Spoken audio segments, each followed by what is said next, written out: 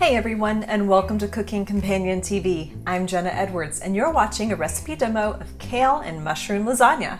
This recipe is from Joshua McFadden's new cookbook, 6 Seasons, which is all about vegetables in their peak season with an Italian influence. An Amazon link to the cookbook is posted in the video description below if you're curious. This recipe is just one ingredient away from being vegetarian. And if you're vegan, you'll need a few really smart substitutions or just use the kale and mushroom mixture to make something more simple, like lasagna rolls. We'll start by prepping the kale, which is always intense. We have to remove the leaves from the stem, and you can do this by hand, or if you prefer handling a knife, you can just run the knife down the side of the stem and cleanly cut away the leaves.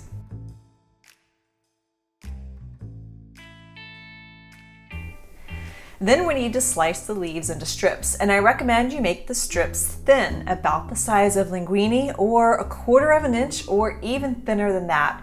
And I recommend doing the stripping and slicing before washing because dry kale is easier to handle than wet kale. Now to wash, we need to swish around the kale in a large bowl of water. The swishing in water knocks off the dirt and sand more effectively than running the faucet over the leaves. And then transfer the clean strips to a colander, or you can pat them dry with a paper towel, but just use a salad spinner. Next, we need to dice the mushrooms. I'm using both white button mushrooms and cremini.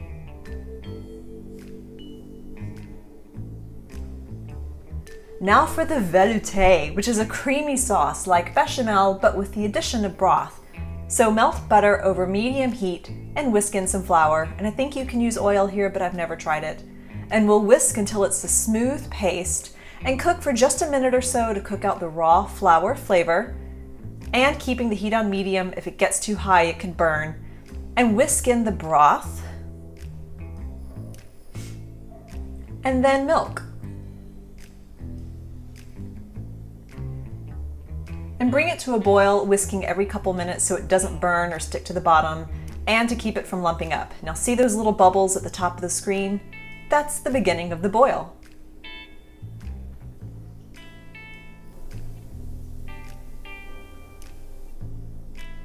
Now reduce the heat to a simmer and season with salt and pepper. And let it simmer for 5 minutes to slightly thicken. And at this point, start heating the oven to 375 degrees Fahrenheit. And as you whisk, you can feel that it's getting thicker. Now heat more butter in a large skillet over medium-high heat. And when the sizzling stops, add the mushrooms and season with salt and pepper. And cook until all the moisture has evaporated.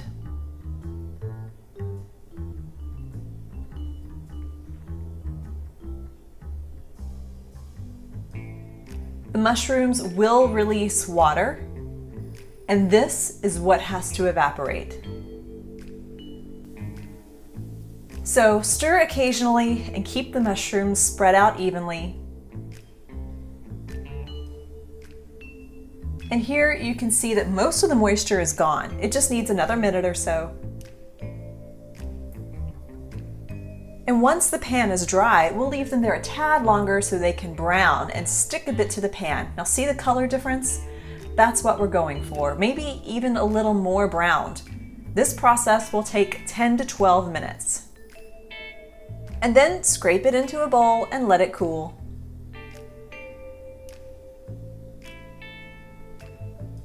Using the same large skillet, we'll add the kale strips and adding salt as we go along because there is so much kale and we want it seasoned evenly. And as it heats, it will wilt, and we want to cook it until it's very tender, which will be about 12 to 15 minutes. And you can add a little bit of water to keep the pan from getting dry and scorched, but it's really about the pan and not about the kale. And while that cooks, we'll zest a lemon. And zesting is just scraping off the colored part of the rind with a microplane. And I've got a dedicated video to that on the channel.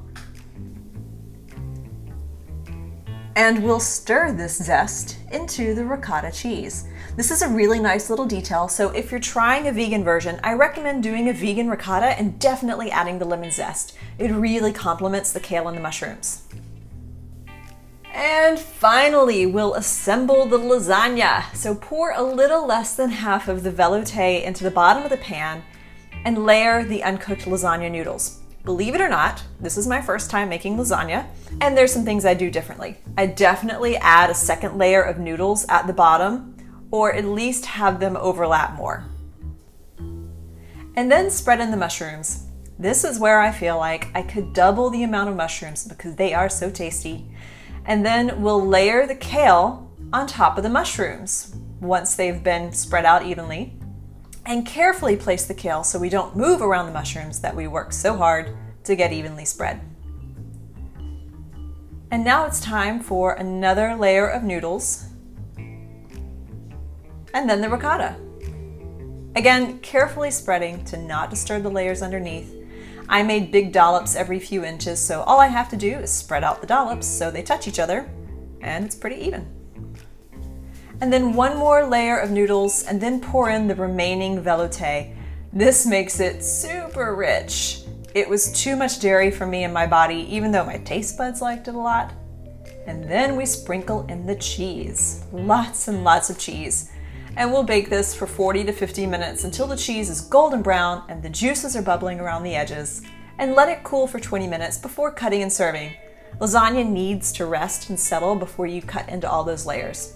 And there you have it, a rich, flavorful kale and mushroom lasagna from Joshua McFadden's new cookbook, 6 Seasons. So check out the cookbook, give this video a thumbs up if you liked it, and subscribe to the channel for more demos just like this. I'm Jenna Edwards, and thanks for watching.